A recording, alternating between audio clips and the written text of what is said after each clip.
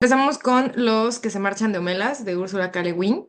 Si no me equivoco, se publicó en 1973 y después de esta, no sé, cuarta, quinta lectura que hice del cuento, que es buenazo, este, me puse a investigar más allá de solo leerlo, ¿no? O sea, me puse a investigar en el extracto que mandé, de hecho, que lo hizo por unos ejercicios relacionados con William James, ¿no? E investigué, y era un psicólogo, que planteaba como muchos problemas como sociales, o sea, trataba de hacer como dilemas, trataba de plantear dilemas sociales y Úrsula dijo como, a ver, vamos a ver cómo puedo llevarlo a un extremo, ¿no? En un cuento. Y entonces creó Los que se marchan novelas. Este, mm, Me gustó mucho, leí un poco del extracto que les mandé a última hora y mencionaba que Úrsula, más allá de clasificarse como alguien de ciencia ficción o de fantasía, también se clasificaba como alguien no ortodoxa de esos géneros, lo cual me interesó que lo dijeran así, porque también en la entrevista de Úrsula, ella mencionaba que a la fantasía a veces, muchas veces no se le ve como un género que puede politizar o que puede hablar de temas sociales así robustamente. Y ella decía que pues era absurdo pensar así porque la ciencia ficción era como este pensamiento del futuro. ¿Y qué era el pensamiento del futuro? Sino también llevarlo como a la política y de lo que se podía hacer, ¿no? Lo cual eso lo podemos ver en Los Desposeídos muchísimo más claro. Pero bueno, ya, adentrándome a este cuento en particular, eh, se distingue sobre todo bueno, yo siento que se distingue sobre todo por la forma en que lo escribe, que primero que nada empieza como cualquier cuento de fantasía, diciéndote que hay niños corriendo y de que se ve el sol y que todos son felices y de que es un carnaval, incluso recuerda a la lotería de Shirley Jackson. Este, y ya cuando nos tienen envueltos en este ambiente, como que entra la voz del narrador un poco ya metaficcional y te dice como, ¿te parece verosímil? Le habla al lector casi casi y te dice, ¿de verdad te estás creyendo esto? ¿Crees que esto es lo que sucede en este pueblo? No parece tan real, ¿no? E incluso se echa ya como ¿cómo decirlo? Como un monólogo de ideas que tiene de lo que, pues no sé, como de un buen de pensamientos, que bueno, ya iremos desmenuzando para después decirte que si no parece verosímil, entonces con el siguiente detalle tal vez parezca más verosímil este mundo, ¿no? Lo cual a mí me voló la cabeza porque fue como de, sí, o sea, un mundo en donde todo es maravilloso no suena tan real. Y entonces me pones algo súper trágico y tal vez ya te lo crea como real, ¿no? Y bueno, eso es como muy a grosso modo, de manera general, un análisis que lo abarca todo el cuento, pero para poder adentrarnos bien, me gustaría escucharlos e ir comentando cómo se fue desarrollando. ¿Qué les pareció? Dices que en el 73, ¿no? ¿En qué fecha sacó Los Desposeídos?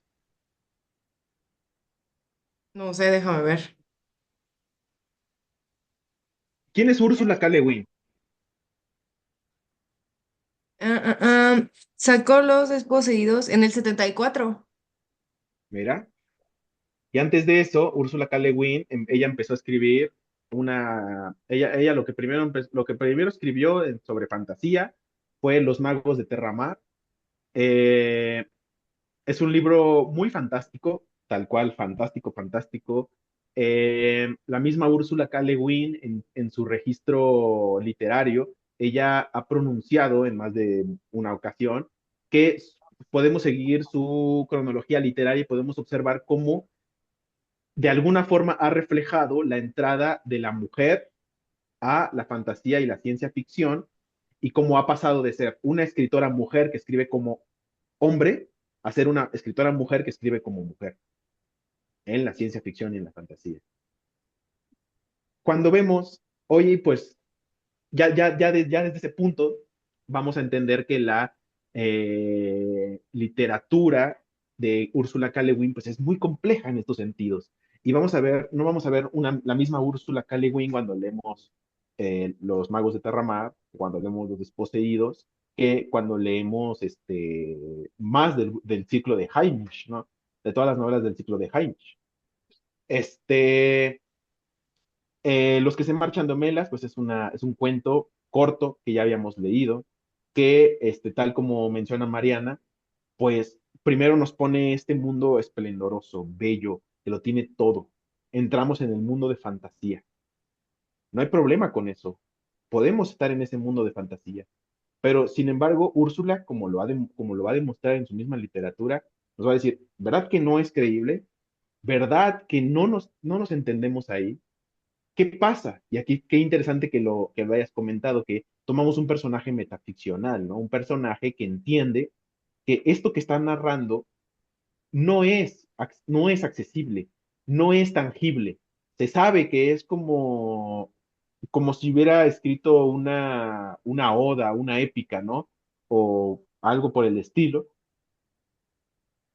Y empieza con los temas, con ciertos temas muy, que podríamos decir, yo considero que nosotros todavía pertenecemos a esa generación de ideas que tiene Ursula K. Le Guin. Ursula K. Le Guin siendo una pionera en ella, pero no dejan de ser las ideas de cambio climático, globalización, neocolonización, este, eh, disgregación social, eh, ¿cómo se dice? Mm, Problemas de diferencias económicas, o sea, que muchas personas tengan mucho dinero, etcétera, etcétera, ¿no? Y se nos hace muy difícil para los setentas. Pensemos que los setentas fue uno de los años donde aumentó la ciencia ficción de Estados Unidos, ya venía desde antes, pero nos vamos a encontrar con algunas cosas tan interesantes como una ciencia ficción en decaída y una ciencia ficción que comienza a ser ciencia ficción, que genera una crítica fuerte a todo esto que tú mencionabas. O sea, la Úrsula K. Le Guin no solamente peleaba con la idea de ser mujer como escritora en un género para hombres, sino con esto que mencionas, con la idea de hacer que la fantasía y la ciencia ficción tengan un peldaño, un escaño en la crítica, en generar un pensamiento crítico, no tanto un pensamiento crítico, pero sí en postular problemas de índole filosófica, económica, política, social. Entonces, el hecho de pronunciar, hacer eh, esta proyección de su sociedad, la proyecta en novelas. Muchos de los pensamientos que yo tenía con esta relectura es la de, bueno, ¿qué es este Homelas? ¿Podemos trabajar este Homelas como, como un Estados Unidos? ¿Podemos trabajar este Homelas como cualquier sociedad? ¿Dónde? ¿Dónde sí? ¿Dónde no? Y algo muy importante que es, no olvidemos lo que parece ser mm, el personaje de interés, o más que el personaje de interés, la acción de interés del cuento, que es aquellos que se marchan. ¿Qué son estos aquellos que se marchan? ¿Por qué se marchan de Homelas? ¿Qué genera que esto que se marche, no? Entonces, pues adelante.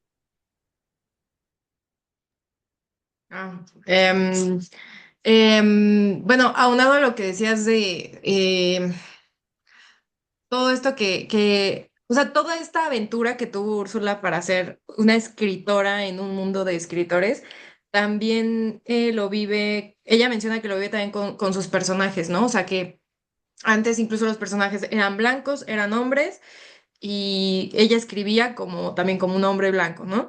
Y que no solo cambió su forma de escribir, sino también con ella sus personajes. Claro está, ¿no? O sea, siendo escritor, pues vas a reflejar también, te vas a reflejar, como lo veremos más adelante, en lo que escribes. Entonces también empezaba a poner personajes mujeres, personajes negros, de otras culturas, etcétera, y eso también lo podemos ir viendo a lo largo de toda su bibliografía, ¿no?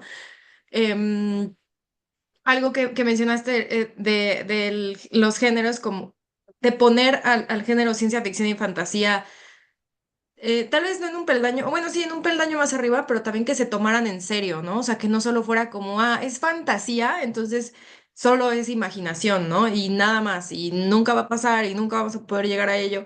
Ella también lo menciona como, sí que se tomen en serio, pero tampoco lo ve como que también tiene que ver con el papel del escritor, tampoco lo ve como un anteproyecto lo que ella hace, ¿no? O sea, ella no dice así tiene que ser el mundo y así se tiene que hacer, lo ve más como justo como un pensamiento del futuro y cómo puede haber esa conversación entre géneros, entre lector-escritor, para ver cómo llevarlo a la realidad, ¿no?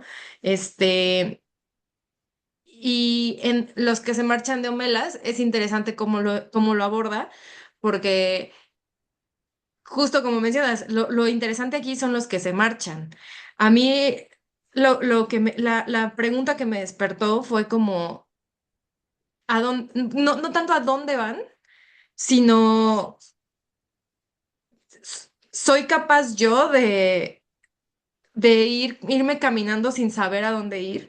Y la propuesta de aquí de Úrsula me parece bellísima, es como ir a esa utopía que nos hablaba Dussel, es caminar hacia ella aunque nunca llegues, es ir al horizonte y seguirlo, porque tal vez no sabes a dónde vas, pero al menos sabes que ya no estás en ese mismo lugar, que ya no estás en ese Homelas maravilloso que tiene encerrado a un niño y que abusa de él, ¿no? O sea, mínimo sabes que las cosas van a cambiar a partir de que te marchas. Entonces tampoco, o sea, recuerdo que la primera vez que lo leí, yo veía a los que se marchan de Homelas como, claro, sí, se van, aplausos para ellos, grandes personajes que ni siquiera sabemos cómo son ni nada. Em, pero esta quintava vez que lo leí fue más como, qué valientes, pero o sea, en un inicio fue como de, pero ¿por qué no hacen nada? ¿Por qué no sacan al niño de ahí, no? ¿Por qué no propuso otra cosa Úrsula? Pero creo que es justo el lector el que tiene que decidir como hacia dónde van. Tal vez se van a buscar ayuda y regresan, tal vez se van a otro mundo, tal vez tal, ¿no? Y es ahí donde también las propuestas que dice Úrsula que le corresponden al escritor, pues poner en la conversación dentro de los géneros. Adelante, Rox. Ah, entonces el otro lectura nuestra, José. Sí, soy yo. ¿Me Ah, escuchan? sí. Sí. Ah, ok. Ah, es que no alcancé a cambiar el nombre, perdón. Sí, justo. Bueno, qué bueno que tocas ese punto porque sí, yo me acuerdo mucho del cuento y justo o sea, entendiéndolo como un dilema social bueno, primero a mí me gustaría señalar, no estoy seguro que sea así, pero me parece que en este caso, como en el caso de la lotería, ¿no? El encuentro de la lotería, eh, yo creo que el dilema social se presenta a través de la conciencia bueno, en la lotería es mucho más, ¿cómo decirlo? Mucho más cínico, tal vez, pero en este caso, o sea, el dilema pasa porque esta persona conoce, digamos que el detalle de lo que sostiene esa sociedad, ¿no? O esa ciudad. Este,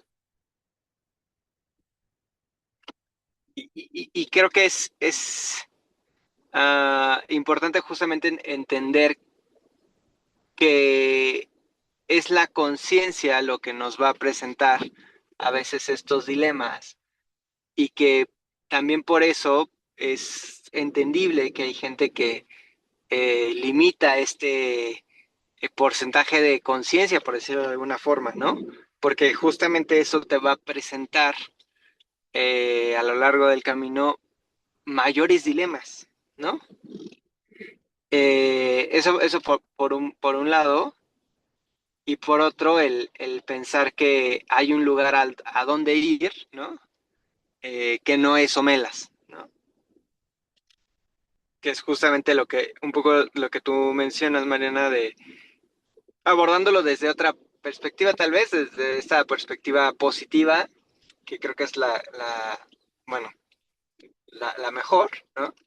En la que eh, asumimos que, aunque no sabemos si al marcharse de esa ciudad realmente estamos saliendo de Omelas, ¿no?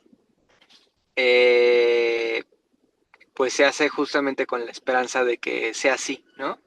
Y que en el momento de salir de ahí se está creando un espacio que ya es diferente, ¿no? Por el simple hecho de que se está rechazando lo que ya existe, por decirlo de alguna forma. Ahora, lo complicado es cuando, o sea, en ese caso es fácil porque es una ubicación geográfica, por decirlo de alguna forma, ¿no? En este caso, y un poco con lo que leímos cuando leímos a se me fue, a El hombre unidimensional de Marcus. Marcus. Marcus, ajá, de Herbert Marcus, es este punto, ¿no? O sea, de que no es una ubicación geográfica, que no es tan sencillo como caminar, ¿no? O sea, el caminar en todo caso es una metáfora. Entonces,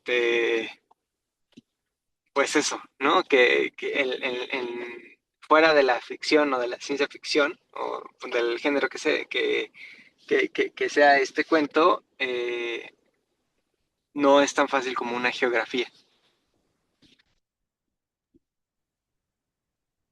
Justo eso también es algo muy importante, porque la forma de ver el relato no es tanto, o sea, Úrsula nos está diciendo este lugar no existe, ¿sabes? O sea, este lugar maravilloso realmente no existe, no hay un lugar tal cual en donde todo sea felicidad. Y entonces nos presenta a un niño encerrado en el sótano, que por cierto, yo no recordaba que fuera tan gráfico y tan, o sea, creo que mi cabeza lo había ablandado un montón porque te describe al niño así desnutrido, desnudo, te dice directamente que tiene retraso mental, que se sienta en sus heces, que casi no come, que le tiene miedo a la puerta, le tiene miedo lo que entiendo que era como la esponja y todo esto.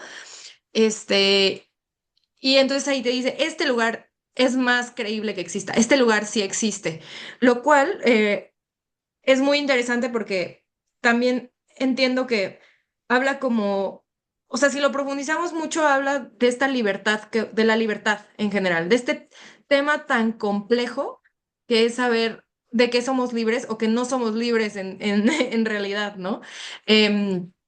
Porque lo que entiendo es que si aceptamos la violencia, pierdes la libertad para todo lo demás. De hecho, no sé si esa es una cita que dijo ahí, pero lo tengo en mis notas, ¿no? De aceptar la violencia es perder la libertad para todos los demás, todo lo demás. Entonces, más allá de un lugar tangible, un lugar geográfico, también es esta idea de lo que creemos que es libertad, ¿no? O sea, si creemos que somos libres porque vamos a encerrar a un niño, pues seguimos sin ser libres porque si no está encerrado ese niño, no somos libres, ¿no? O sea, estamos limitados a ello. Entonces, así también estamos limitados con todas las decisiones que vamos a ir tomando de si nos marchamos de Omela, si no nos marchamos. Este, y otro punto interesante que menciona tal cual es que la felicidad está basada en justa discriminación de lo que es necesario, lo cual a mí me dejó pensando mucho porque para empezar, ¿cómo definir qué es necesario y si realmente eso que creemos necesario es lo que nos va a traer la felicidad? Y creo que esas son las dudas que hacen que los que se marchan se marchen. Adelante, Ana.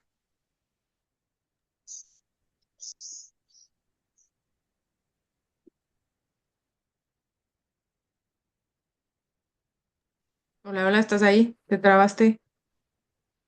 Fíjense que leí el cuento, es, ay, fíjense que leí el cuento muy rápido. ¿Ahí me escuchan bien? Sí. Ok.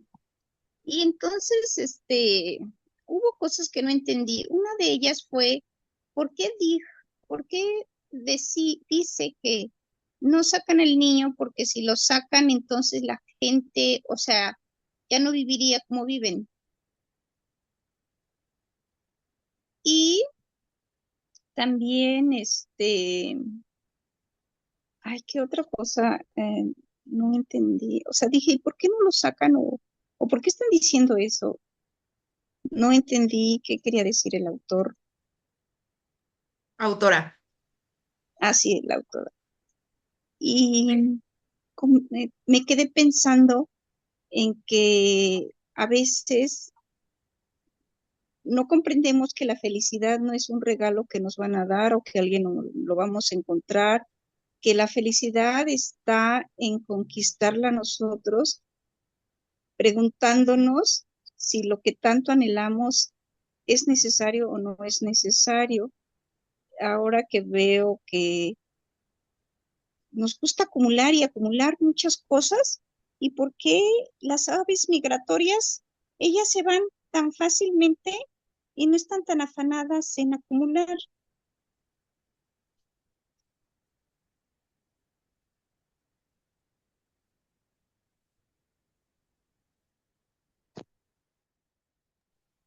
Buenas preguntas, Ana. Justamente creo que tocas el meollo en algunas cosas. Bueno, de entrada, a no ser que ustedes consideren lo contrario con la primera pregunta de Ana sobre el hecho de que no queda muy claro el por qué el niño tiene que estar, ¿no? Lo hace adrede, ¿no? O sea, hace adrede esa ambigüedad. Y, o sea, nos menciona algo sobre que no vamos a tener compasión, sobre que si el niño no estuviera, como, es que lo que Úrsula trata de jugar, juega con la ambigüedad, pero sobre todo quiere responder a la idea de que si ya estamos pensando en mundos que para todos son imposibles, como el Omelas que nos plantea, dice, ah, no, entonces, ¿qué pasa si agrego el niño en el sótano para ver si así ya es suficientemente real? Como en una idea de que alguien debe sufrir para que alguien esté bien o algo por el estilo, ¿no? Entonces, luego se hace la pregunta sobre la felicidad que justamente Ana menciona, que salió Ana, supongo que tuvo problemas de conexión. Sí. Pero bueno, ahorita que llegue Ana, mejor lo comento. Eh, Me gustó mucho tu comentario, José, en el sentido de esta idea de limitar la conciencia. ¿Por qué? O sea, limitar, como limitamos adrede, ¿no? O sea, no queremos saber cosas porque sabemos que nos van a hacer sentir mal, porque sabemos eh, que no, pues sí, que no nos vamos a sentir bien con esa respuesta. Y eso me parece muy interesante porque claramente, o al menos me atrevería a decir que aquí cada uno de nosotros ha decidido suprimir ciertas informaciones para poder dormir por lo menos bien esa noche. Entonces, en esta idea de lo que quiere plantear, o sea, coincide, embona mucho con la idea, tú mencionaste los dilemas, José, ¿no? La idea de que, a ver, sí, muchas veces los dilemas son interesantes como para cuestionarlos, para pensarlos, pero muchas veces también los dilemas generan que volteemos al abismo y que este abismo nos vea de regreso, ¿no? Entonces, muchas veces preferimos estar en ese paraíso. Esa es una de las decisiones más importantes en Omela, que es lo que yo creo que es lo fundamental en el texto, que es, te enseño el paraíso, pero también te digo qué es lo que tienes que aguantar en tu conciencia para saber que estás en este paraíso. ¿Estás de acuerdo que este niño es esto y esto y esto y esto y esto que es subhumano, por decirlo poco, ¿no? Ok, si estás de acuerdo, adelante. Pero bueno, mencionas la idea de la felicidad.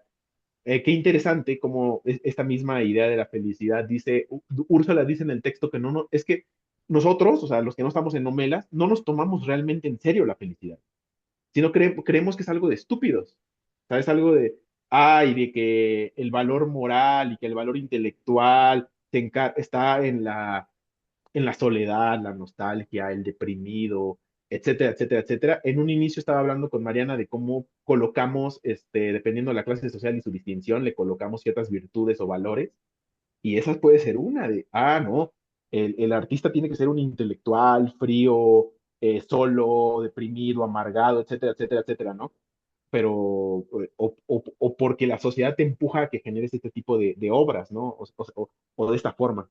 Luego, el tema de la libertad también es un tema muy importante aquí, porque ¿qué es esta libertad, no? ¿Qué es esto qué es esto de esta libertad? Si la ponemos junto con la violencia que se mencionó, este, y la idea del límite. Yo soy de la idea de que la palabra libertad no puede separarse de la palabra del límite. Somos libres hasta un cierto límite. Si no es que el mismo límite nos posiciona a esa libertad. Estaba pensando en que hay un grado de libertad, ¿no? Hay un grado de libertad que se le da a todos los omelenses,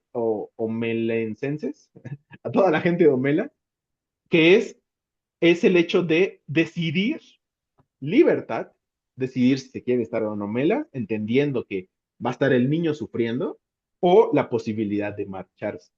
Me gustó cómo lo relaciona Ana en la idea de, a ver, vamos a compararnos entre especies. Tenemos estas aves migratorias que claramente lo que pelean o por lo que se esfuerzan es en cambiar de lugar geográfico, ¿no? Debido a climas, altitudes, etcétera, muchísimas otras condiciones ambientales, etcétera, etcétera, etcétera, etcétera. Es un nivel de supervivencia que tienen que realizar y es la forma en la que han subsistido. Esta misma idea de que aprendernos de las cosas, en qué grado este aprendernos de las cosas, pues realmente es un grado, nos da estos grados de libertad humana, etcétera, etcétera, que se supone que buscamos, si ya la misma Úrsula nos está explicando y nos está diciendo que si su cuento no existe, pero sí existe. O sea, esto que sucede, que nosotros digamos, a ver, ¿cómo es que no podemos ir a ayudar al niño? O sea, es que es una impotencia, es una incapacidad que tiene la sociedad para hacerlo. De la misma forma en la que nosotros podemos decir, no puede ser que hayan, que una empresa, que un think tank en Estados Unidos y en todo el mundo haya comprado el 70% de las viviendas y haya personas viviendo en la calle. Estoy de acuerdo contigo, pero ¿qué vamos a poder hacer si el niño ni siquiera va a tener un trato social como debe de tener con los demás? Si el niño ya no va a ser como se supone que debería ser. ¿Cuál es nuestro nivel de libertad, no? Y regresamos, o al menos ya Mariana ya habló de Dussel, José ya habló de Marcuse. Yo me quedé así, bueno, ¿qué autor traigo, no? Me quedé sin un autor potente, pero pensé mucho en Siddhartha, pensé en Hermann Hesse. Creo que también tiene que ver con el otro texto que leímos, pero este, Siddhartha trabaja todo esto. Yo creo que es un libro que te va a gustar, Ana. Creo que es un libro que te va a gustar mucho, que te va a impactar. Y que se llama Siddhartha de Hermann Hesse, que tiene que ver mucho sobre este desaprendimiento de las cosas, esta idea de la libertad y sobre todo el qué significa o hasta dónde podemos estirar la idea de vivir como humano o ser un humano que vive. ¿Saben también qué Eh, pensaba? Que me encantó la forma en que describe a las personas, todo el ambiente, con qué belleza describe los rostros de los niños, las sonrisas, y hasta me pregunté, ¿por qué yo no veo la vida tan bella como ella lo describe? ¿Por qué yo no veo las flores, el rostro de los ancianos con esa belleza como ella lo menciona? ¿Por qué dejé de ver la vida con ese encanto? Pues es justo uno de los temas que el cuento trata. O sea, es que no hay algo así como que perfección en la vida. O sea, no vas a poder ver los rostros siempre alegres de los niños, no vas a poder ver la flor cayendo en tu regazo y sentir la primavera acariciando tu rostro, porque la vida es muchísimo más compleja que eso y Úrsula lo presenta acá, que justo les iba a comentar que no creo que sea tan ambiguo el por qué no sacan al niño de ahí. O sea, en términos generales del relato, sí podría decir que lo deja ambiguo a toda costa, pero, pero no realmente, porque si lees con atención cuando está como en este flujo de conciencia, que yo lo llamaría así, claro que fue editado el texto, fue muy trabajado, pero con decisión decidió dejar ciertas frases que podríamos decir como sueltas. En ese flujo de conciencia nos dice directamente que no sacan al niño porque sacarlo sería rechazar todo lo bonito de la vida. Eh, ¿Cuál sería tu respuesta, Ana, si te dicen, ¿quieres ver la vida así de bonita? Hay que encerrar a un niño en un sótano y nunca sacarlo. Entonces, es justamente este dilema súper fuerte que Úrsula pone en un cuento de fantasía, pero que realmente está sucediendo en este momento, que realmente sucede casi todos los días en las decisiones que tomas, por ejemplo, no sé, alguien trabajando en un lugar, es que hay muchos trabajos, pero en un trabajo que hace daño al medio ambiente y tú sabes que estás ahí siendo parte de esa empresa que daña el ambiente y decides decir, bueno, no es tanto el problema con el medio ambiente, tal vez solo derramamos unos cuantos litros de petróleo al mar, ¿no? Pero pues no importa. Y así, y como que cada día te vas comprando esa idea de qué bonito es el mundo porque puedo llegar a mi departamento, prender la tele, pedir algo por Rappi y comer a gusto y luego invitar a mis amigos, escucharlos reír, jugar juegos de mesa, pero te volteas a la ventana y está todo el mar negro, ¿no? Por el petróleo que acabas de derramar. O sea, eso es como otro ejemplo, ¿no? Que, que lo podemos llevar a mucho, o sea, lo podemos extrapolar a todo, diría yo. En este como lo que yo denomino flujo de conciencia que tiene ahí en el cuento, también menciona algo muy interesante que dice, solo el dolor es intelectual, solo el mal es interesante. Lo cual a mí me dejó como, ¿qué? ¿A qué te refieres? Y creo que solo entiendo la mitad, que es lo de solo el dolor es intelectual, en el sentido que entre más te cuestiones las cosas, entre más te preguntes, más te vas dando cuenta de lo grande que es el abismo, de lo inmensa que es la oscuridad, de no saber hacia dónde te vas cuando te sales de Homelas. Y, y también esto lo menciona como, o sea, en estas decisiones de querer vivir en Homelas o ver el abismo, justo entra dónde está la comunidad ahí, ¿no? O sea, ¿quieres ser ese que se alejó y también estar solo? ¿O quieres ser parte de esta comunión de almas, que así llama también dentro del cuento? Esta comunión de almas en donde están todos felices a unas sabiendas de que hay un niño que está sufriendo en el sótano.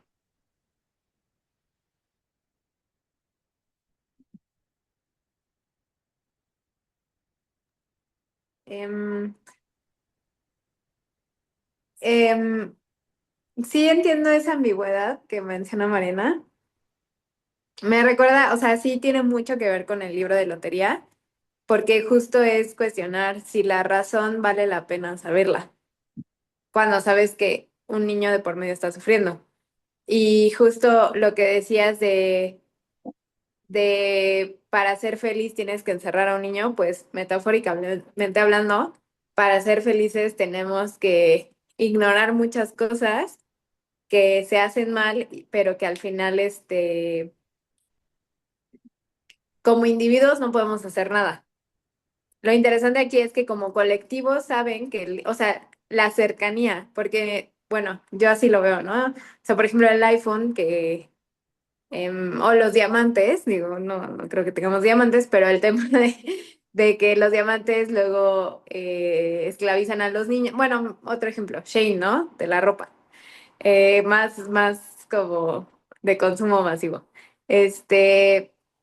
Saben que hay fábricas en China donde los niños son explotados o bueno, niños y personas adultas, pero explotados para poder reducir los costos de mano de obra. Bueno, ya dije China, pero no es un país asiático, ¿no? Ya aquí, poniendo nombres. Pero bueno, el punto es que al sentir como esa lejanía geográfica, creo que nos aleja mucho de la realidad del impacto que tienen las comunidades. O por ejemplo, en Tijuana, que abrieron una bodega de Amazon, y que literalmente ves como esta dualidad de toda la pobreza extrema que existe en Tijuana y el almacén enorme con alta tecnología de Amazon, ¿no? Entonces, pero no estamos en algo, o bueno, por lo menos no tan cercano, y nos cuesta empatizar, porque aquí dice, por ejemplo, conocen la compasión. O sea, la conocen, pero no la sienten. O sea, dicen como, pues conozco que compadecen al niño, pero pues alguien tiene que sacrificarse. O sea, yo lo siento como que lo ven así y me encanta porque hace como, nos invita a hacer una crítica en donde dice, ¿qué piensan ahora de ellos? O sea, si todo lo que les dije ahora hacen que ustedes crean que son malas personas, pero se han visto como en el espejo, o sea, no son más dignos de crédito, o sea, ya no son personas buenas. Eh, o sea, no sé, como que no sé si me dice que está mal encerrar este niño y tú vivir tu vida, o te dice, o sea, ¿por qué criticas tanto a los que llegan y hacen eso cuando tú lo estás haciendo de otras formas que ni siquiera tú entiendes? Yo, bueno, no, adelante, Luis, sí, ahorita contesto. ¿Saben? También estaba pensando que a lo mejor, pues vivimos en un lugar parecido al que describe el cuento, ¿no? Pues nosotros vivimos en el confort y pues pasas por la calle y ves gente en la miseria, niños, pues ahí que deberían de estar en su cama y sin embargo están al lado de su mamá pidiendo dinero. Y ahorita me recordaba que a lo mejor estamos en un lugar muy similar así, donde hay un niño en condiciones no humanas y ese lugar tal vez pues ya estamos ahí, ¿no?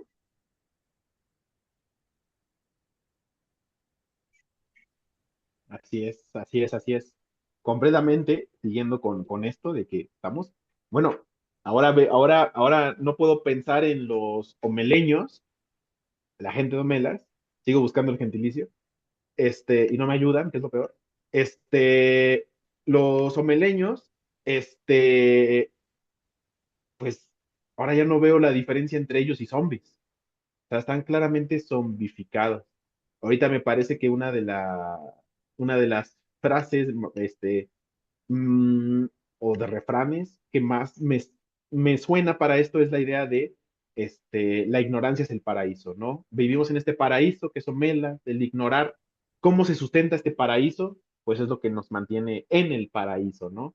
Aquí podemos meter podemos meter lo bíblico, cómo comemos el fruto, salimos del paraíso, etcétera, etcétera, etcétera, etcétera, que considero que también se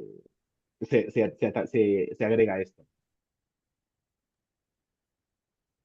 Entiendo la pregunta que hacía Roxana, porque yo también me la hice, pero creo que Úrsula la contesta si lo releemos el cuento, porque no es si está, no nos está diciendo si está bien o si está mal, o si debemos sentirnos mal o si no debemos sentirnos de tal forma, más bien nos dice que este lugar existe o que puede no existir, que este lugar maravilloso no existe mientras exista la otra parte, ¿no? Mientras exista ese niño. Y fuera de decir hay que hacer esto o hay que hacer lo otro, ella dice, esto está sucediendo, no, nos lo restrea en la cara horriblemente, diciéndonos, ¿quieres un lugar tan maravilloso? Es probable que tú vivas muy bien, pero te has preguntado qué tan real es ese mundo maravilloso en donde estás atrapado, en donde crees que estás. Y después de exponernos, después de aventarnos a sacarnos del paraíso, este, lo que ella propone es caminar, es que salgas de ahí y es justo decir, ok, mm, tal vez no puedo tomar una decisión que cambie el mundo, o sea, que con mi decisión cambie todo el mundo, pero lo que sí puedo hacer es decir, yo no quiero este mundo, o sea, yo quiero salirme de acá. Y eso ya es cambiar el mismo mundo, porque ya le demuestras a las demás personas que te puedes ir, que existe es el límite, esa libertad slash límite de poder salir de Homelas, ¿no? Y justo como menciona la autora también del papel del escritor, por ejemplo, em, que no es tanto así como que el escritor va a decir qué se tiene o qué no se tiene que hacer, es más bien decir las posibilidades que hay. Y por eso ella estaba como tan interesada en la ciencia ficción, que era la proyección hacia el futuro, ¿no? Entonces lo que ella propone aquí es, esa proyección hacia el futuro es un no seguir en Homelas, ¿no? Es un decir, ya no hay que llegar a este punto de no retorno, que es que encerrarse con el niño, y más bien hay que irse tal vez para poder regresar unos pasos atrás y darnos cuenta cómo es que llegamos a este punto en donde tenemos a un niño encerrado por nuestra felicidad, ¿no? O por lo que creemos que es la felicidad. Y algo que también creo que es importante mencionar, que creo que también lo leí en el extracto, en el otro extracto que mandé, es una pregunta que hacen, que es como: la costumbre es tan fuerte, es una losa tan fuerte y tan pesada como para detener a la voluntad y a la determinación humana. O sea, es tan fuerte el estar acostumbrados a lo que creemos necesitar como para ya no tener voluntad de movernos, de levantarnos y hacer otras cosas. Y pues es una pregunta fuerte, ¿no? Em, Y bueno, como último comentario por ahora, algo que no quería dejar escapar era de una entrevista con Úrsula K. Le Guin. Le mencionan cómo es que llegaste a escribir esto, ¿no? Cómo es que llevaste estos géneros un paso más arriba y no solo lo dejaste como historias fantásticas sin uso, ¿no? Porque Úrsula llegó como un grupo feminista, y bueno, ahorita el feminismo es otra cosa completamente diferente a la de sus épocas, pero le preguntaron si no la querían encasillar en este grupo, que si no había reglas de la ciencia ficción feminista o no había reglas de la fantasía de tal forma, tal forma, tal forma. Y Úrsula mencionaba que sí intentó ser activista, pero que realmente a ella no le funcionaba ese término de activismo, porque siempre tenía que caer en ciertas reglas de los géneros o en ciertas reglas de estos grupos o de estas activistas, y que y ella menciona, como artista no puedes unirte a un movimiento que tiene reglas y está organizado, porque eso te prohíbe esa libertad. Te prohíbe el mencionar que hay un niño que está desnutrido y que tiene retraso mental, este, y que está siendo abusado por todo un pueblo, ¿no? Por decir algo. Entonces también em, ver cómo lo refleja en un cuento como Melas y decirte como: está bien que te consideres feminista, está bien que te consideres de izquierda, que te consideres tal, tal, tal, pero no por eso te tienes que asumir en ciertas reglas que no te van a permitir salirte de Homelas, ¿no? Porque tal vez, y esa izquierda o ese feminismo es el Homelas del que estás tratando de escapar.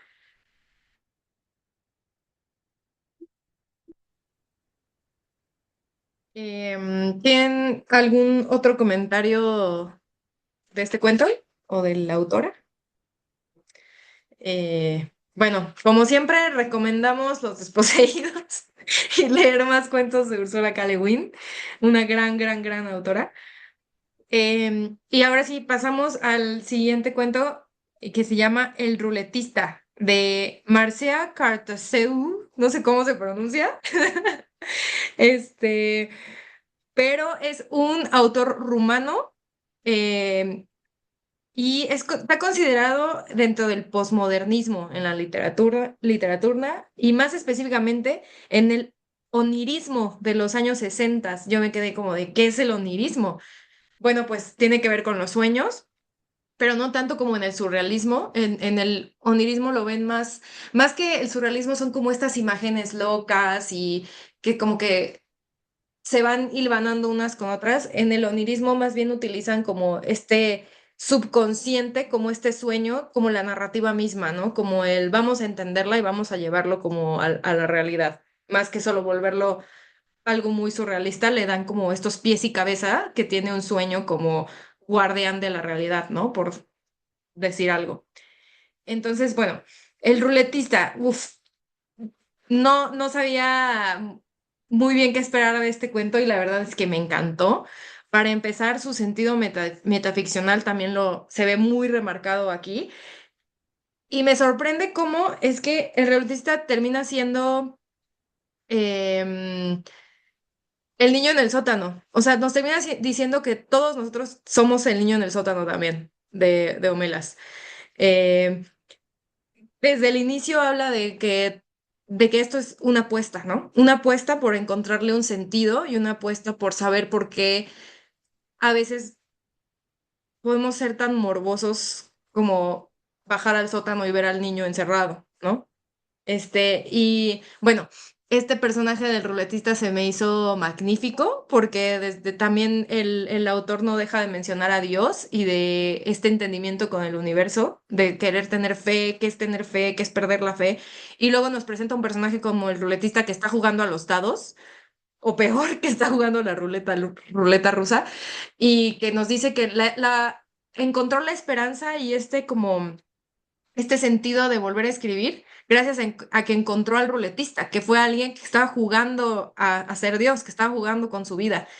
Y bueno, en sí la narración y la historia se me hace magnífica, el cómo va incrementando la intriga y te va hablando de esta persona que está como toda marginada y de repente encuentra que apostar en contra suya es la mejor apuesta porque siempre va a ganar.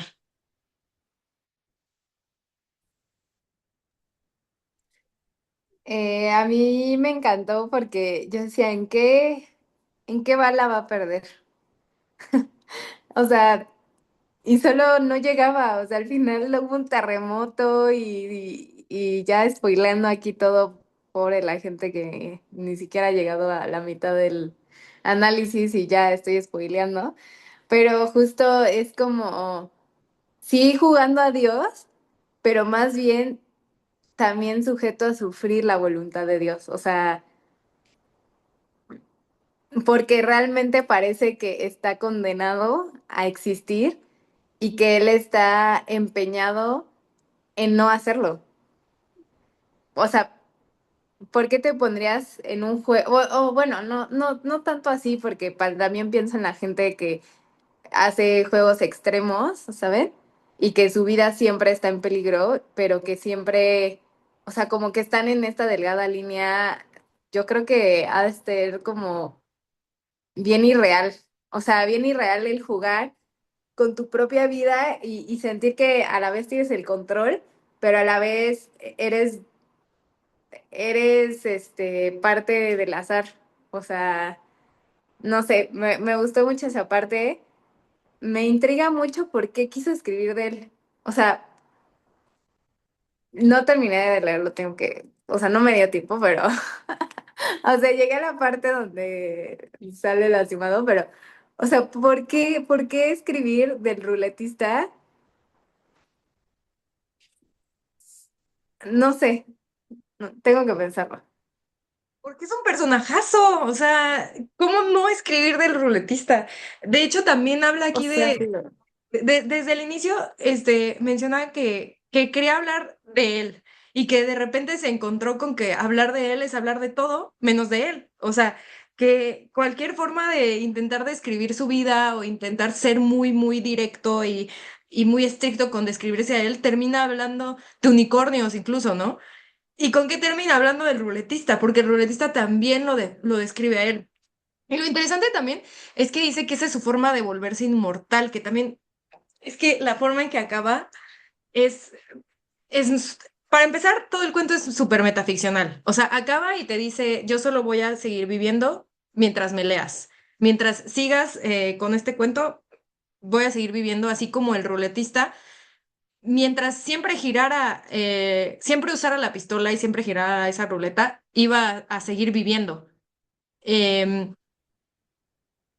Mariana, antes de ajá. perdón que te corte la inspiración, pero No, dale, para dale.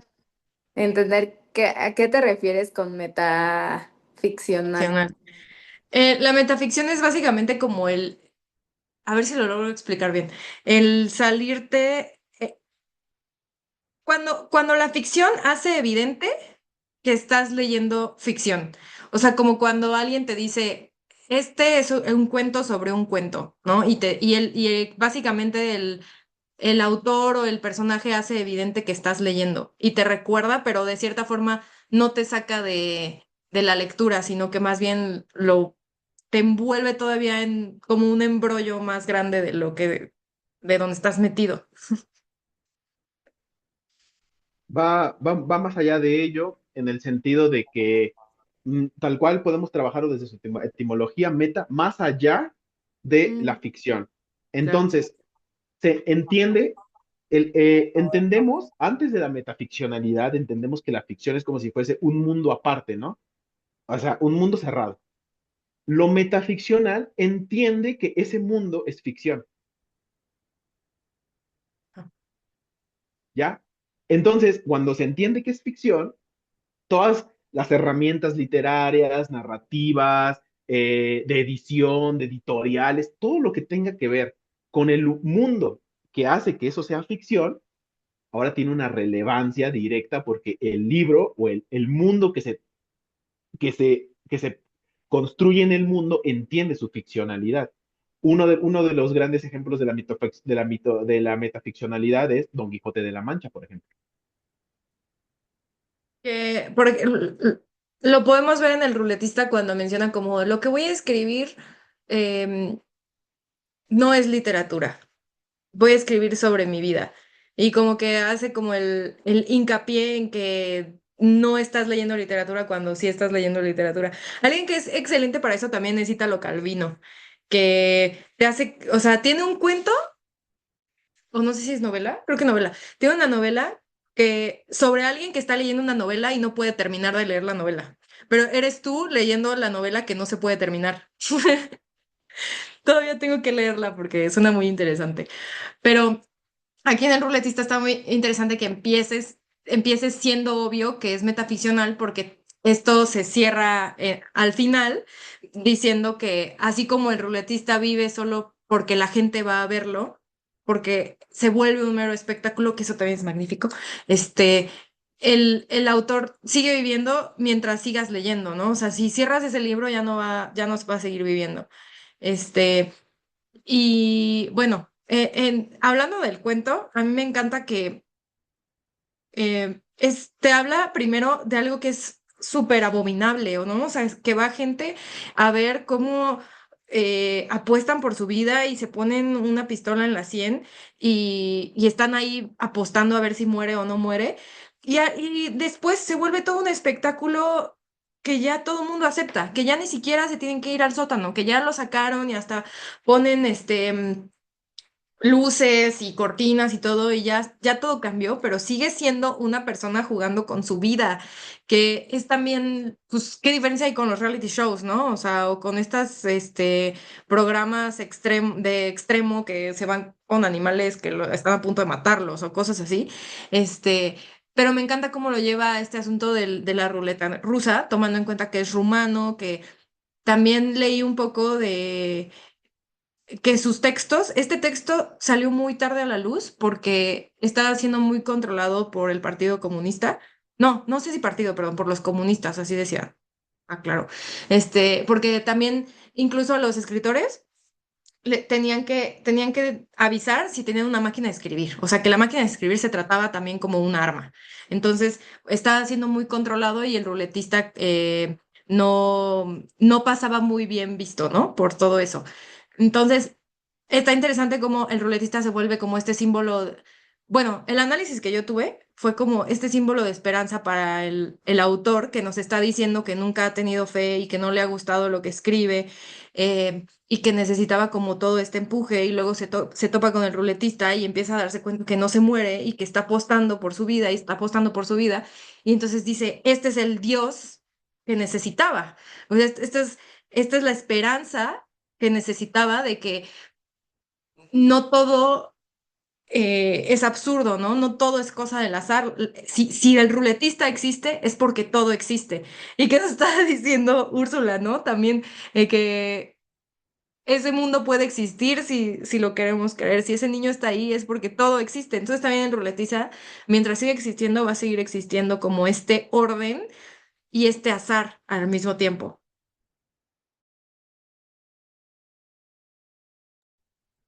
Imagínense que agarramos a 100 personas, las separamos en 50 parejas. Y a cada pareja le damos una moneda y les decimos que la persona que salga águila es la persona que va a pasar a la siguiente ronda. En la siguiente, pues se van a eliminar 50 y van a entrar 50, ¿están de acuerdo? Va a haber 50 personas que sacaron águila. Ahora, agarramos a estas 50 personas, supongamos que son 60 para que me ayuden las matemáticas. No, bueno, dejémoslo en 50, pero cuando necesito que me ayuden las matemáticas, haré cambios. De esas 50 personas, les decimos que hagan parejas de 25 y que vuelvan a jugar. Y que la persona que sacó águila es la que vas a pasar a la siguiente ronda. Bueno, si tú sigues así, el tiempo indefinido que vaya a suceder, vas a encontrar al menos una persona que en todas las rondas va a sacar águila. ¿Están de acuerdo conmigo? Entonces, es lo mismo aquí. Nada más que la persona que sacó águila, pues es el ruletista. Ahora, ya cuando lo ponemos así, nos damos cuenta que no hay excepcionalidad. De hecho, es la excepción a la regla. Aquella excepción que hace que la regla sea regla. La verdad es que yo pregunté si habían leído el cuento porque me pareció increíble, me encantó, me fascinó, me fascinó, me fascinó. O sea, se ve, dijiste posmodernismo, yo iba a decir, o sea, se ve de estos tiempos, para no ponerle esa connotación. Lo del onirismo se nota durísimo, me encanta, de hecho, en un momento te mezcla los sueños, cómo te lo narra. Lástima que no está Ana, no sé si leyó el cuento, porque le iba a decir, ve y corre a leer este también, el ruletista, porque para que te des cuenta que también narra cosas increíbles, cómo se narra el Omelas, ¿no? Hay mucho, en este texto hay tantas cosas. Con este texto podemos estar hablando tanto tiempo, tanto tiempo. La verdad es que este autor no lo conocía. Me da miedo pronunciar su nombre. Ni siquiera pude entender el gentilicio de la gente de Omela. Entonces, ya se imaginan el problema que tengo para leer el nombre de esta persona. Pero el rumano, diré Marcial, Marsau, le diré mi amigo Marcel. Entonces, Marcel escribe, la verdad, muy bien. Tengo que leer más de él. Lo que cuenta, bueno, hace rato les comenté sobre, al momento de leerlo, en el primer párrafo dije, ¿qué es esto? Estoy leyendo eh, El Lobo Solitario, El lobo estepario. El Lobo También pensé Estepario. en El extranjero. Claro, ¿por Yo qué? pensé en La náusea de Jean-Paul Sartre. Claro, ¿por qué? Existencialistas europeos, Ujú. ¿ya? Hombres, existencialistas europeos, hombres. En la Europa que hoy ni siquiera entiende cuál es su lugar en el mundo, ni siquiera se proyecta futuro, se ven perdidos, se ven muertos, etcétera, etcétera, etcétera, etcétera. Y tenemos cosas como esas que tienen que buscar. La verdad es que lo que hace mi amigo Marcel está a otro nivel, de verdad a otro nivel.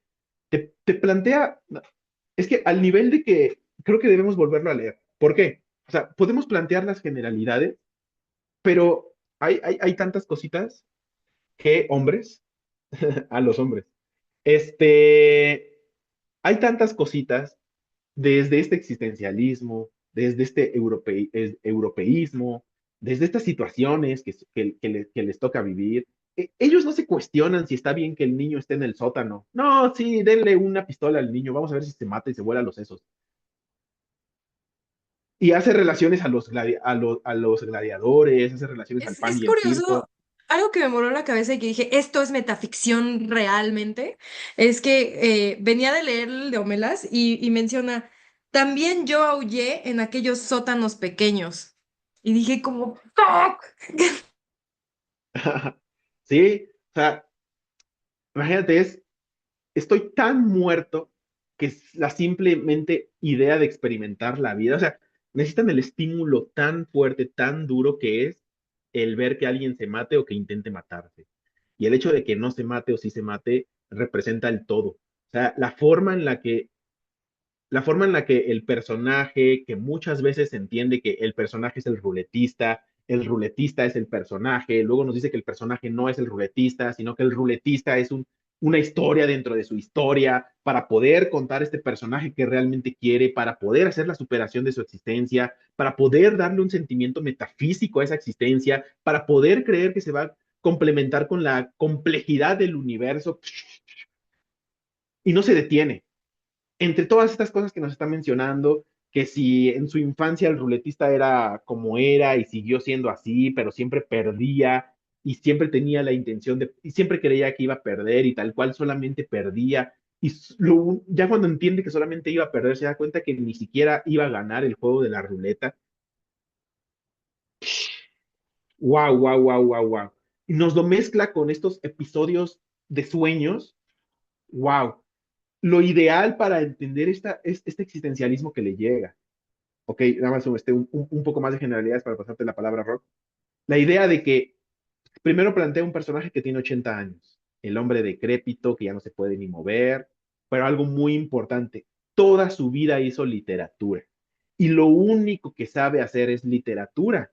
Y como eso es la única forma y lo único que sabe hacer, va a responder todas sus preguntas y sus respuestas mediante la literatura, al punto de que gracias a la literatura genera esas excepcionalidades que le permiten trascender el problema existencialista y lo encuentra con la inmortalidad que le genera la cultura por medio de esta literatura, entendiendo los diferentes personajes, sus complejidades, el hecho de que el ruletista sea un gran personaje, lo mencione, el por qué es un gran personaje, cuando no deja de ser otro personaje nauseabundo y extranjero. Lo interesante también es que desde el inicio menciona que todos los personajes que tiene son inventados, pero que estos personajes son copias de la realidad. Entonces, ¿qué tanto es inventado, qué tanto no es inventado? ¿Qué tan real es la literatura y qué tan literata es la realidad? Yo solo quería comentar rapidísimo. Cuando dices que todo el tiempo perdió y luego encontró otro juego en donde siempre perdía, yo lo veo al contrario. O sea, él realmente después de tanto perder encontró un juego en el que ganaba. Pero es que, Porque, ujú, ¿no? O realmente él quería perder ese juego.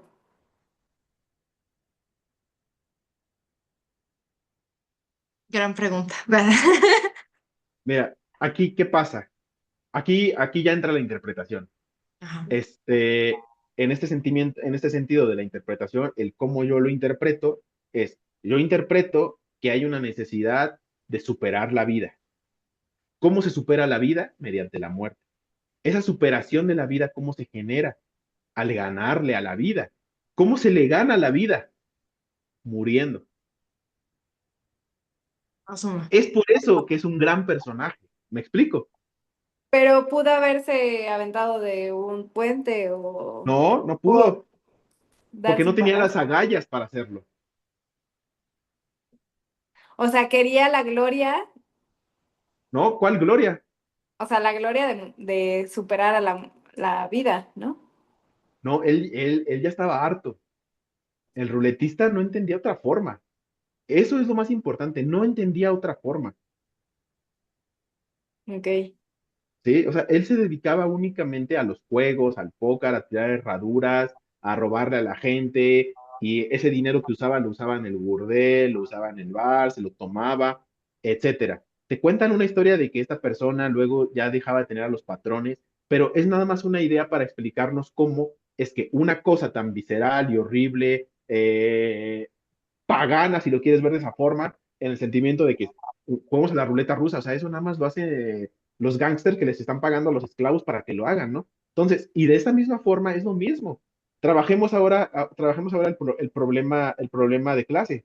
O sea, las personas que, las personas que se ponían la revólver en la sien eran las personas que ya no tenían nada que ganar. O sea, Ah, perdón, ya no tenían nada que perder. eso. Bueno, y continúa. Ajá. Gracias, gracias. Eran las personas que ya no tenían nada que perder Y las personas que alimentaban eso, básicamente las extorsionaban, los llevaban para ello. O sea, el ruletista era la excepción, que fue la persona que se acercó. Ah, sí, yo lo quiero hacer, vámonos. ¿Por qué? Porque yo sé que me juego la vida a diario. Yo juego al póker, yo tiro los dados, yo sé que me juego la vida al diario, ¿por qué no voy a jugar, siguiendo jugando con la vida al diario? Y lo que nos quiere decir el texto es que todos hacemos eso todo el rato.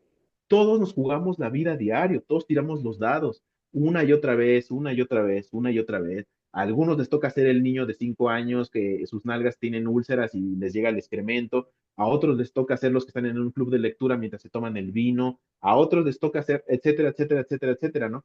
Entonces, la suerte está echada y nada más para terminar esta idea de cuando menciona lo de la ruleta y vemos cómo va avanzando el juego, va avanzando de una cosa, de un ritual que tenían entre unos pocos, era su Fight Club, y de ahí se hace gigante al punto de que todo el mundo está obsesionado con ello, es su pan y circo, lo único que entienden es cuándo este cuate se va a volver a intentar disparar.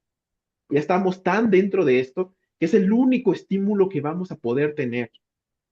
O sea, en un sentido, en contra de Homelas, es esta población, que es la europea del hombre blanco, que ya llegó hasta el final del placer y lo único que entiende el placer es ya que la gente se juegue en un 50%, bueno, no es un 50%, 1/6, dependiendo de la cantidad de balas que le pongas, a la muerte.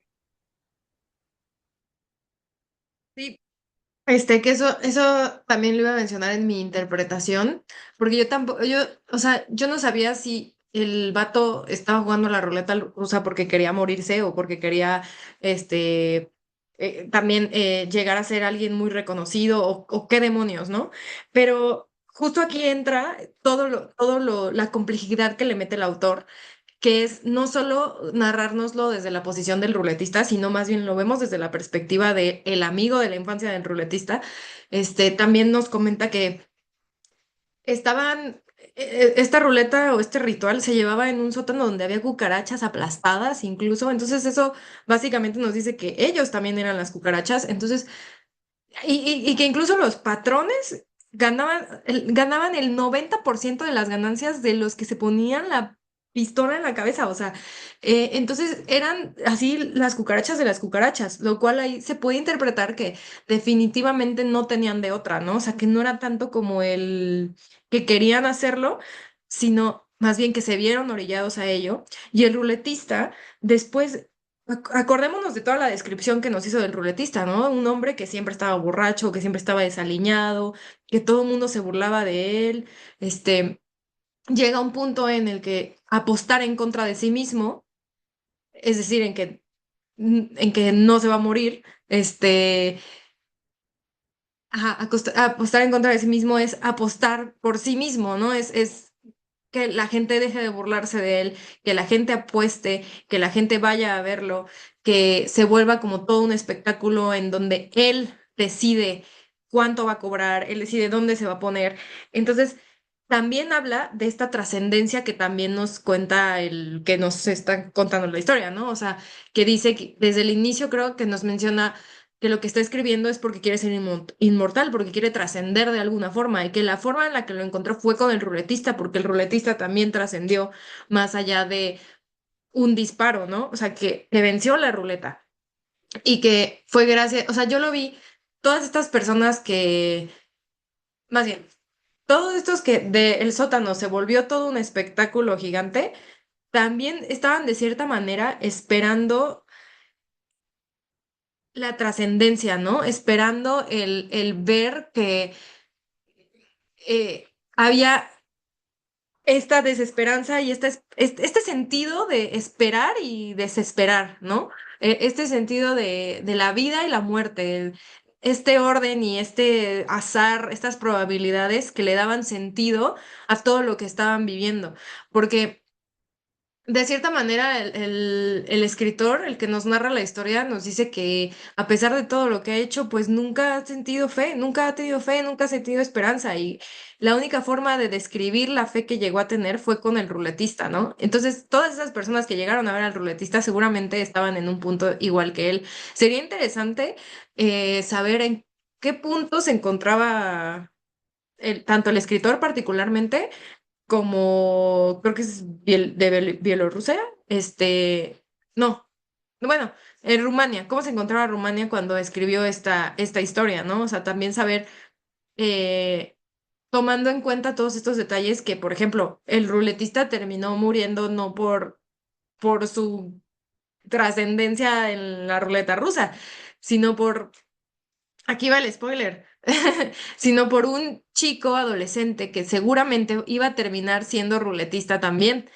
Y lo peor de todo es que ni siquiera fue por una bala, fue por ese terror de saber que tal vez ya iba a llegar la muerte que tanto había querido y que había podido evitar. Bueno, cabe mencionar que él siempre terminaba desmayado Sí, después de cada tiro, después de cada clic, mejor dicho, porque nunca fue un tiro, porque siempre veía la muerte llegándole. Entonces eso es, es que, adelante, adelante. no, solo iba a decir, eso está buenísimo, es un gran detalle porque realmente tampoco salía ganando. O sea, era este constante me he muerto muchas veces sin morirme. O sea, ni siquiera tengo el poder de morirme, ¿sabes? Ni siquiera tengo esa seguridad de que me voy a morir. Sí, o sea, a mí me impresionó, cuando empezó a contar la historia, yo sentía que era esta persona que se iba a parar enfrente de todos con expresión poker face, súper de me voy a dar un, o sea, como de me vale madre la vida, me voy a dar un tiro. Pero cuando empezó a describir que su cara era de miedo, que, o sea, decía, entonces, ¿por qué está ahí? No entiendo. O sea, como que sí se contradice mucho también el ruletista, ¿no? Sí, completamente. Es por eso que, perdón, Mariana, es por eso que menciono que hay que leerlo. ¿Por qué? Porque a medida que te da un discurso del por qué ella se quiere morir, te dice un discurso del cómo una persona que intenta de todas las formas morirse y no se muere.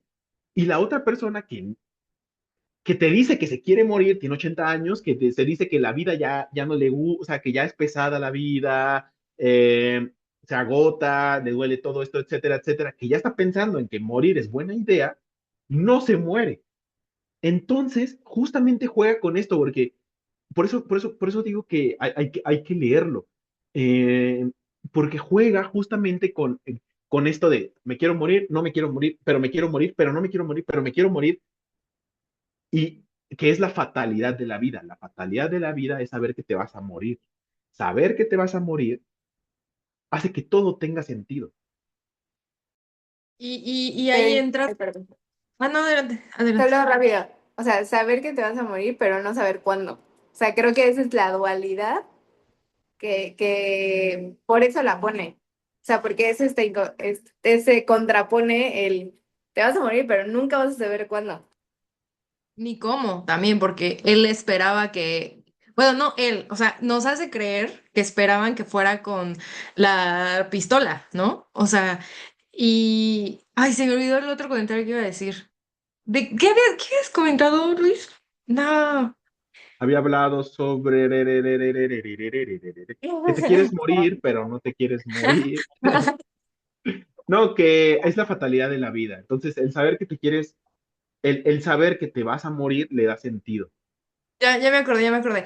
Que ahí entran estos otros personajes que iban a verlo. O sea, porque también decía que olía a muerte, ¿no? Era como su momento más cercano de todos estos espectadores, como su momento más cercano de la muerte, pero sin que ellos se pusieran en riesgo, ¿no?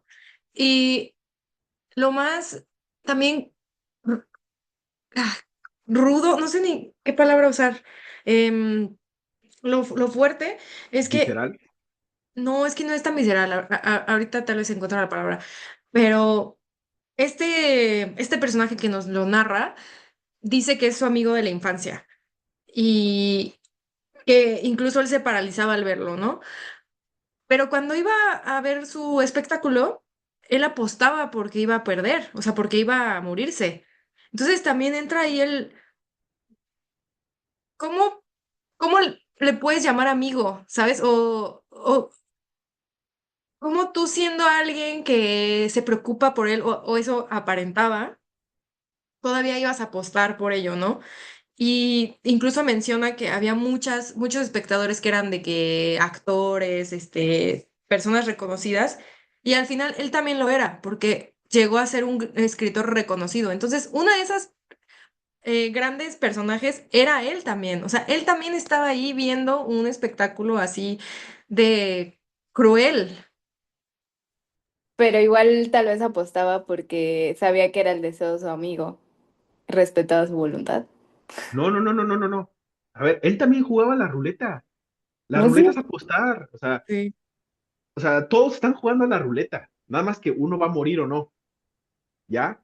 Entonces, Y está tristísimo que no, o sea, el espectáculo final lo hayan olvidado. O sea, que sea como, hubo este terremoto y terminó en los escombros, se chingó la pierna y a nadie le importó. Los ruletistas ya los olvidaron y murió por algo que a nadie le importó, ¿sabes? ¿vieron, sé que Mariana sí, vieron la segunda película de Joker? Eh, Joker Foie tiene un nombre así francés, de una condición Olea tú. psicológica. Folie à deux. Eh, bueno, si viste la primera de Joker Rocks, yo se las recomiendo mucho. A mí me pareció muy buena, porque porque trata de romper el esquema de lo que pedimos. Entonces, iba a mencionar algo, pero me reservo para que los que no han visto la película, porque es de importancia lo que iba a mencionar en la película, ¿no? Pero tiene mucha relación, muchísima, muchísima, muchísima. Claramente, este cuate, bueno, no, mejor ahí lo dejo. Eh, la verdad es que el texto es magnífico. Cuando empieza a hablar sobre la relación en las últimas 3 páginas, cuando después de hablar su sueño, en el que se da cuenta de que es algo más, en el que morir va a ser una complejidad más allá del universo y que se vuelve a nacer, pero de una forma, no, maravilloso, maravilloso, de Mm. verdad. Hay que leerlo, leanlo. Sí. Sí, sí, sí, está fabuloso. Usa palabras tan precisas en momentos que me erizaron los vellos, así de, wow. Pero bueno, Sí. después de terminar después de que habla sobre este sueño, ya se mete directamente a lo metaliterario, en el sentido de decir, a ver, ¿esto pasó o no pasó? Miren, Omelas, ¿no? Si Ujú, no pasó, ¿qué es esto?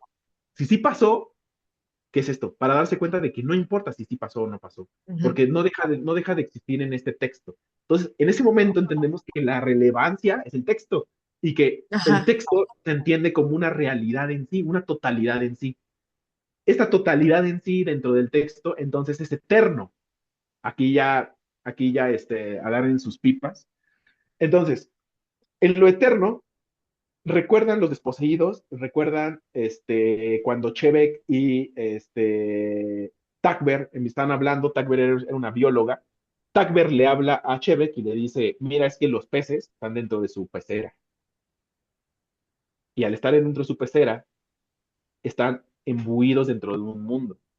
En este mundo, en el cual nada más ven 4 reflejos, se ven a sí mismos y se les olvida, porque los peces no retienen memoria. Entonces, el pez se la pasa nada más aleteando y nadando. Y hacen una metáfora sobre cómo el pez vive en la inmortalidad. Por ende, el pez es eterno. Ahora tiene todo el sentido cuando escuchamos a el amigo Marcel escribir sobre el acuario, sobre las peceras, sobre los agujeros, sobre los peces y sobre la eternidad, porque vincula al texto como una pecera. Él la llaman acuario, pero nosotros lo entendemos como pecera. Como la pecera es el texto. Dentro de la pecera, el texto es eterno. El ruletista muere y nace. El Marcel, que es el amigo que tiene perdón, no Marcel, el, el protagonista que nos narra, menciona su problema con la muerte, pero dice, pero siempre que me lean aquí, como ya mencionó Mariana al principio, pues yo siempre voy a ser eterno. Cada vez que el lector, y a medida que tú lo estás leyendo, en ese momento, todo el problema existencial, todo el problema que te hizo generar, nos hizo darnos cuenta, y voy a regresar a todo esto de Nietzsche, porque nos hizo darnos cuenta de este eterno retorno. Seguimos leyéndolo, volvemos a abrir la pecera, volvemos a sacar al pez, volvemos a letear de nuevo, y eso es lo que hace el texto, y esa es la idea de la eternidad. Y de esa forma nos desconflictúa, al menos a nosotros, con el problema de la muerte. O al menos eso me lo pareció. Puede que haya gente que diga, no, hombre, si a ti te lo regaló, a mí me generó todos los problemas. Pero yo tengo tendencias existencialistas.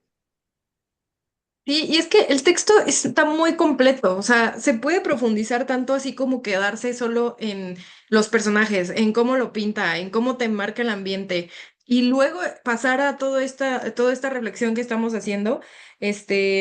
Yo iba a comentar de algunas frases que me gustaron mucho. Por ejemplo, cuando habla del pensar al inicio, que dice que o sea, se resignó a pensar porque no hay de otra, así como a quien avientan a un laberinto, lo único que hace es tratar de salir de ese laberinto. Me encantó que lo expusiera así. Este, también hablando como de esta pecera, y de, puesto que el ruletista existe, entonces todo lo demás existe. También menciona una frase que dice que el yo, puesto que existe, debe encontrar la forma de asegurar su permanencia, ¿no? O sea, me encantó que utilizara esa frase de ergo su, ergo cogito sum, no, lo que sea, pero que menciona, si el yo existe, entonces hay una forma en la que podemos asegurar su permanencia. ¿Y cómo es? Escribiendo, ¿no? Abre este libro y yo voy a seguir, el yo va a seguir permaneciendo. Este, y otra cosa que también quiero relacionar con el de Omelas es cómo menciona que todas estas ruletas rusas estaban abajo de toda la ciudad. Entonces, si lo relacionamos con Omelas, es como si Úrsula nos dijera, ese niño está abajo de las casas de todos nosotros. Esa ruleta rusa está abajo de la casa de todos nosotros. Esa esperanza, esa búsqueda de la fe, esa búsqueda del Dios, de la trascendencia, del yo está en todos nosotros. Y bueno, esto ya fue un poco más de investigación, pero vi algunos comentarios que decían que también trataba de cómo el destino, el azar es el destino, o sea, que no hay algo así como un destino per se, sino que otra interpretación que se podía dar al ruletista es de que encontrarle el sentido al universo, el ser yo y el universo es básicamente las probabilidades, ¿no? Es como no hay un orden específico, es el azar. Es el destino y es lo que va a suceder, así como el azar trajo al ruletista y le dio la esperanza al protagonista. Mm, Creo que esos eran mis comentarios. ¿Vieron Babylon? ¿Viste Babylon Rocks? Uf, ya tienes cosas que hacer este fin de semana. Este, bueno, tal cual era el inframundo. Es que Babylon tiene mucho sobre esto y también de Homelas. Pero ya lo comentaremos ya que No Rosa lo haya había visto. visto así. Le va a preguntar el lunes en la mañana. Yo igual les recomiendo ver How to Sell Drugs Online, si no lo han visto. Fast. Fast. Creo que tiene que ver un poco con este libro, o sea, con este cuento, en el sentido de que nunca terminas, ¿no? O sea, como que aquí es un poco la ambición de ser alguien y me encanta porque hace como una sátira de cómo funcionan las empresas. Está interesante. Y hay un personaje que es como la voz de la conciencia, entonces como que está interesante que también exista un personaje así en una historia. Yo vi ¿Es la una peli primera o una temporada, serie? pero hace un buen. Sí, es una serie. Y, y sacaron la segunda temporada, ¿no? Esa no la he visto, pero yo creo que la vería desde el inicio. Y rapidísimo, solo para no dejar, lo siento a los que no terminaron de leer, Roxana, pero es que esto lo tengo que decir porque es lo que investigué, que el epígrafe, es decir, la frase que sale al inicio, así como el epitafio, que así es lo que sale al final, este, tiene relación, bueno, es un pasaje bíblico, pero como que la interpretación que se puede dar con este cuento es esta primera parte de lo de Israel se puede interpretar como el consuelo. Entonces, básicamente el epitafio es como, dame consuelo o dame esta revelación para que yo pueda morir tranquilamente. Entonces, básicamente el ruletista fue su revelación o fue su consuelo, así como el ruletista tuvo también esa revelación de, ya me voy a morir y se murió. Entonces, pues sí, está O súper completo. hace lo mismo la religión católica. Te absuelven y todo este desmadre antes de que mueras y ya. Amén. Ah, Pues era lo que pero, buscaba el protagonista, ¿no? O sea, buscaba algo en que creer, buscaba ese Dios que nunca encontró, buscaba la muerte y la trascendencia al mismo tiempo. Sí, está muy loco, está muy loco. Sí, hay que seguir leyendo de este autor. Y pues nada, creo que ya, eso abarcamos lo más que pudimos. Buenas noches. Nos vemos descansa, entonces buenas el noches. próximo miércoles. Descansen, Tengan un excelente abrazo. noche. Igualmente, Bye, buenas gracias. noches. Bye. Ahí.